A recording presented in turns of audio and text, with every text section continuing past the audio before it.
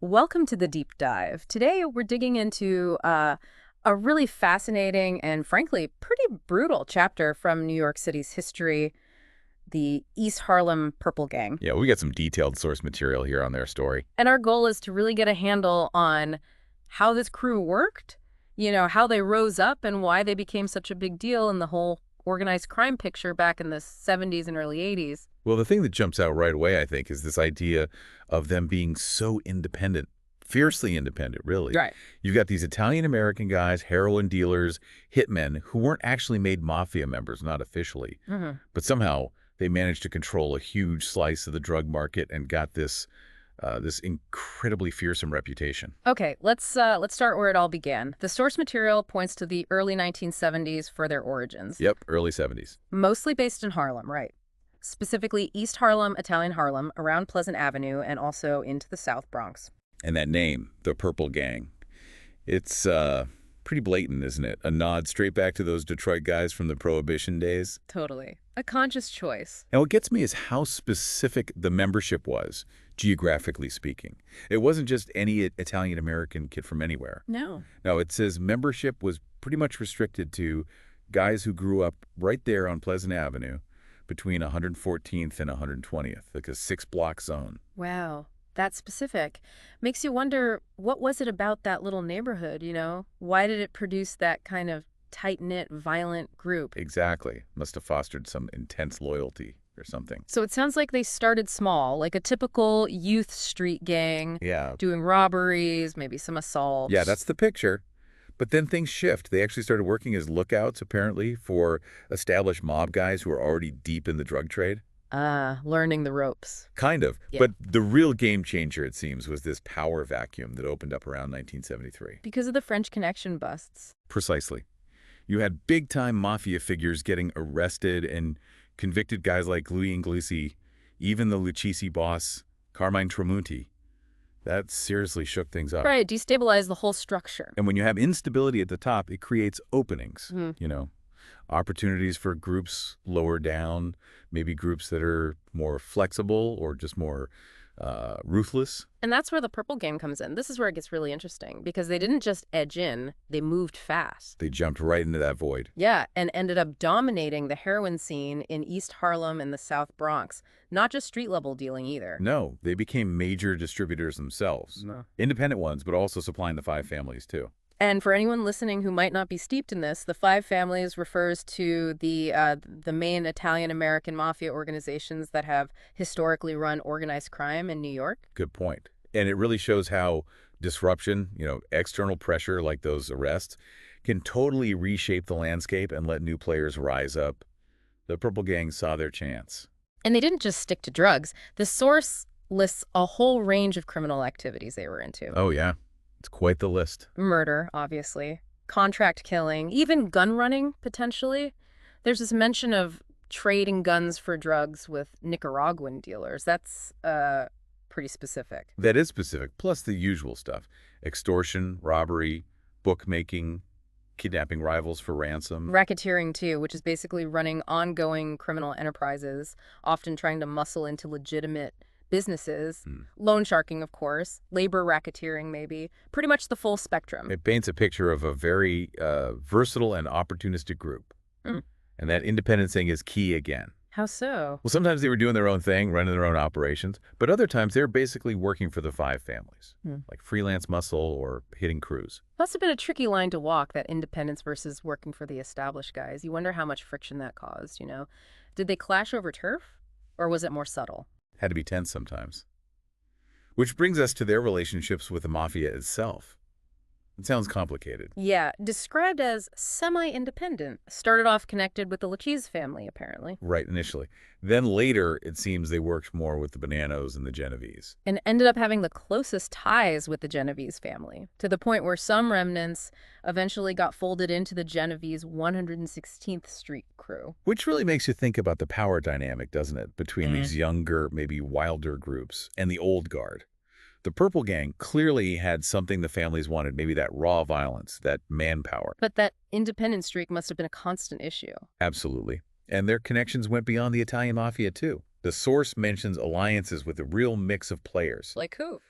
Groups called the Council, the Corporation, various Latin American drug outfits, African American organized crime groups, even the Westies, the Irish Gang, and maybe links to the Provisional IRA.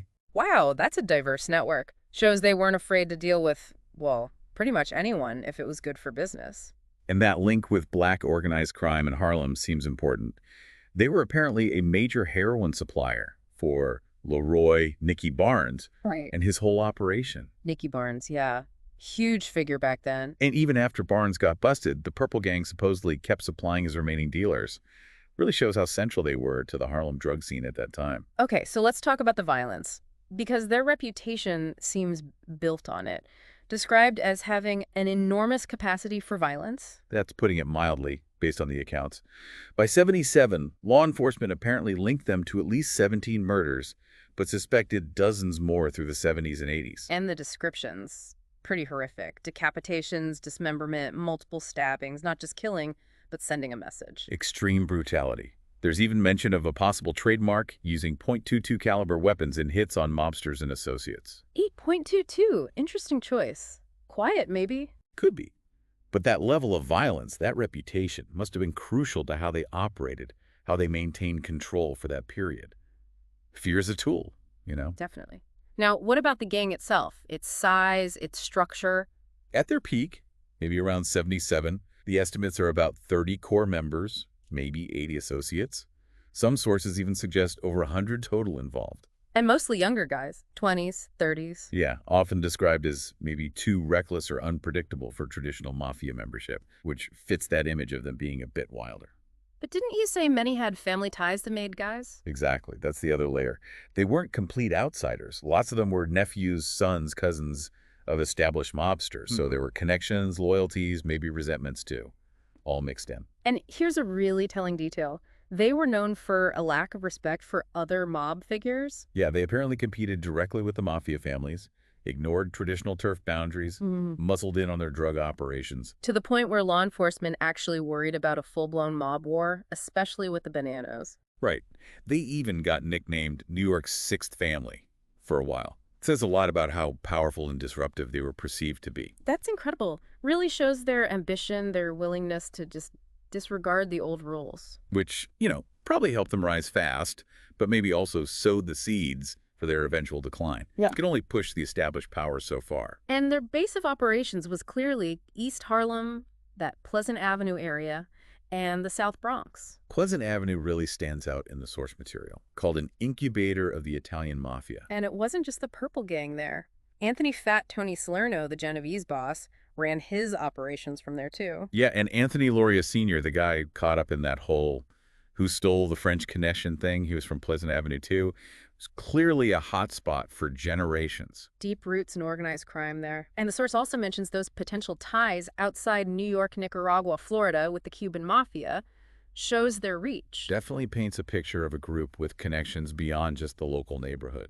But like a lot of these really intense, violent groups, their time at the top didn't last forever. No, the source says they basically disintegrated in the late 70s, early 80s. And what happened to the members?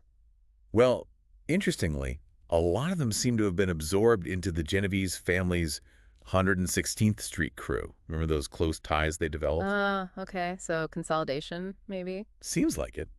And some former Purple Gang members actually went on to become made guys in the Mafia. Really?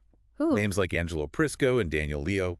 Leo even became the acting boss of the whole Genovese family for a time in 2005. Wow! From Purple Gang associate to acting boss, that's quite a trajectory. And Michael Mancuso, the alleged Bonanno boss, was apparently an associate back in the day too. So the pipeline worked both ways, in a sense. It suggests that for some, the Purple Gang was maybe a stepping stone, or maybe the Genovese just recognized talent, however ruthless. Could be a bit of both. Yeah. The family gets experience, tough guys, and the Purple Gang members get the protection and structure of the established mafia. It's amazing how these stories linger, though. The source mentions the 2013 murder of Michael Meldish reported to be a Purple Gang leader. Yeah, and look, these guys were convicted for that hit. Yeah. Shows those old connections, maybe old scores, were still relevant decades later. And it even popped up in pop culture, that reference in the movie Carlito's Way, the Pleasant Avenue bunch. Right. It shows they left an impression. Even if they weren't one of the official five families, They carved out their own notorious place in the city's history. So, wrapping up this deep dive, the East Harlem Purple Gang, they were definitely a major force, weren't they? Even if fairly short-lived in the grand scheme of things. Absolutely. Known for that independence, that extreme violence, and really dominating the heroin trade in places like East Harlem and the South Bronx for a key period. Their story really highlights that dynamic, that tension between the established mafia powers and these younger, maybe hungrier crews trying to make their own way. Yeah, it was a fascinating and often bloody chapter. And it does leave you thinking, doesn't it? You look at the Purple Gang's quick rise and relatively quick fall. What is it that makes some criminal organizations last for generations while others burn out? Hmm, good question. How much does that independence they had actually help or hurt in the long run, versus being tied into those bigger, older structures? Definitely something to mull over when you think about how organized crime keeps changing, keeps evolving.